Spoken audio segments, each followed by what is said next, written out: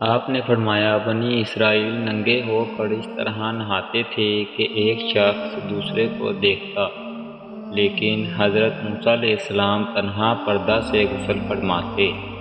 اس پر انہوں نے کہا کہ بخدا موسیٰ کو ہمارے ساتھ غسل کرنے میں صرف یہ چیز مانے ہے کہ آپ کے خصیے بڑے ہوئے ہیں۔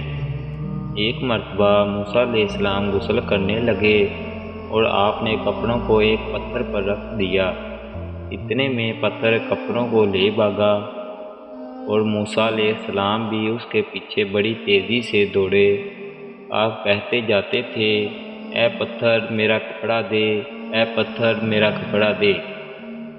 اس عرصہ میں بنی اسرائیل نے موسیٰ علیہ السلام کو ننگا دیکھ لیا اور کہنے لگے کہ بخدا موسیٰ کو کوئی بیماری نہیں، اور موسیٰ علیہ السلام نے کپڑا لیا اور پتھر کو مارنے لگے۔ ابو ہریرہ نے کہا کہ بخدا اس پتھر پر 6 یا 7 مار کے نشان باقی ہیں۔